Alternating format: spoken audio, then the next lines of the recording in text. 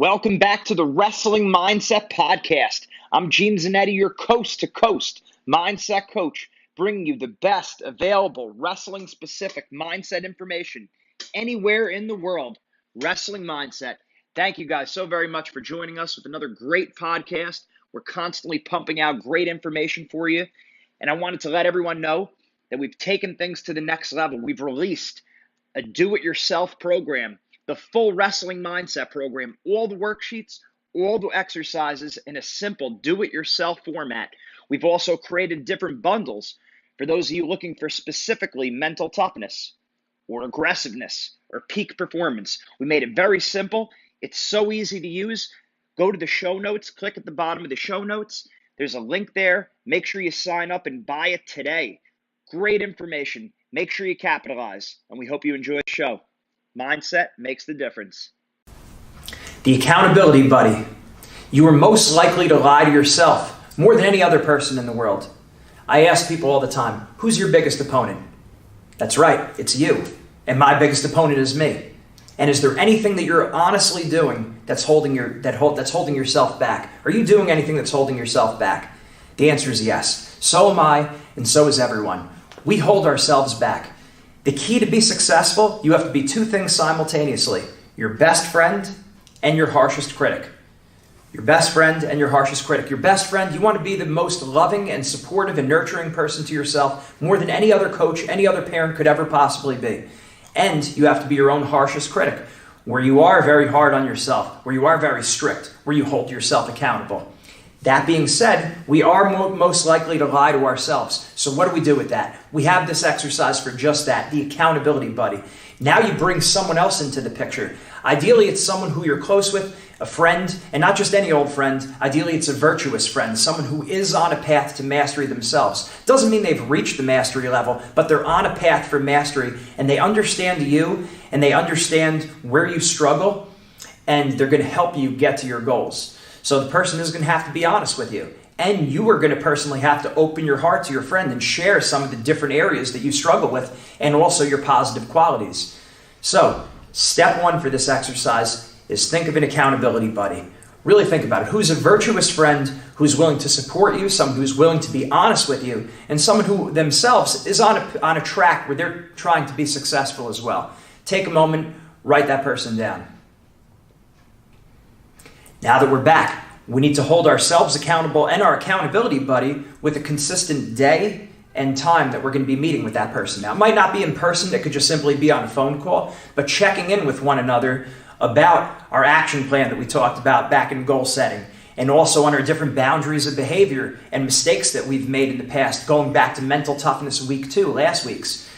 What are the areas we struggle with? And what do we want to improve on? But first, before we get into all that, let's write down a day and a time and the media we're going to communicate with that person. So maybe we say every Monday at 3 o'clock on Skype, or every Tuesday at 9 a.m. in person over coffee. Whatever it is, it doesn't make a difference. Write down what time you're going to meet the person, where, and those little particulars. And I'd recommend setting a reminder on your phone, or if you have a calendar up at your house or a planner, write it down there and make sure your accountability buddy does the same. Take a moment and do that. And now that we're back, we want to make sure we go into now the different areas in sports, in school, and in life that we have difficulties with. So what we did here is we wrote down a pretty rigorous conscience examination of sports, school, and life, assessing our effort, our attitude, and our aggressiveness in all three of those areas.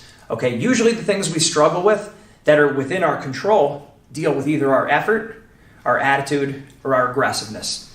And there's many other broad categories that falls into that you could break that down into. So we broke that down into those different areas. Now you need to really take a moment, go through each, sports, school, and life, and circle the areas that you feel that you struggle with the most.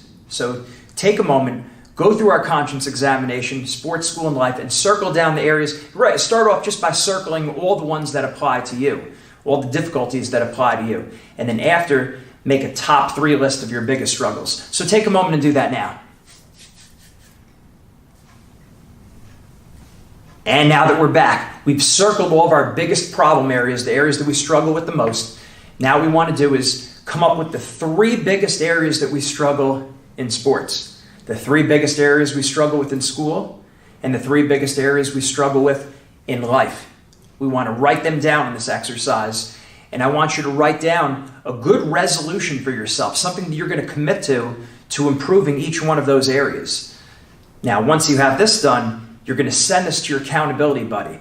I want you, with this worksheet, take a picture of it with your phone or whatever, send it over to your accountability buddy. Now they have that. And then each week, you're going to check in on these different areas: sports, school, and life. And again, if there are any subgroups within sports, school, and life, that's fine too. But be as honest as you can with with yourselves, and be as honest as you can with your accountability buddy.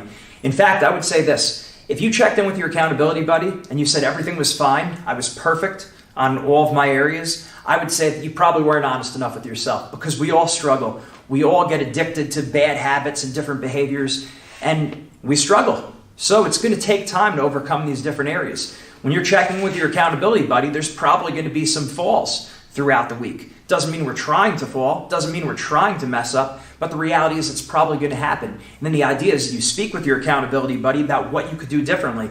They're offering you some strategies. You're bouncing your thoughts off them. You're bouncing off your behaviors. So important, because what most of us do, we just sweep our bad habits under the rug. We focus on our strengths. We do what we're good at. We do what we like. And then when it comes to the areas we struggle with, we don't really take time to examine our conscience. We don't do it. We focus on the things we're good at, sweep the other things under the rug, and then we wind up being very imbalanced people.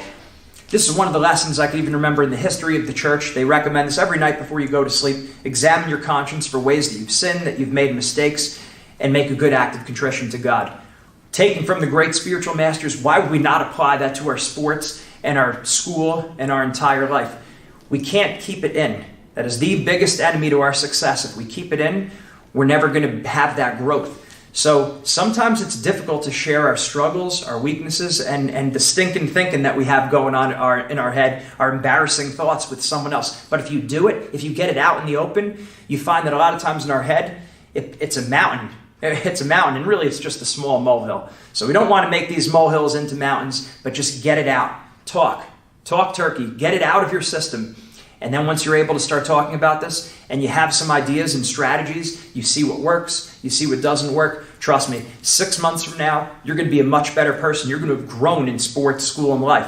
But this worksheet, like every other worksheet, doesn't work if you don't work it. You have to keep coming back to it, and you have to be consistent with your accountability buddy. Like we said, set the time. If the accountability buddy doesn't come through, you pick a different accountability buddy. You hold yourself accountable, and then helping them help you become more accountable. And also, I'd recommend that if they're going to do this for you, you do this with them too. Get good at coaching them. They get good at coaching you. Everyone wins. And remember, mindset makes the difference.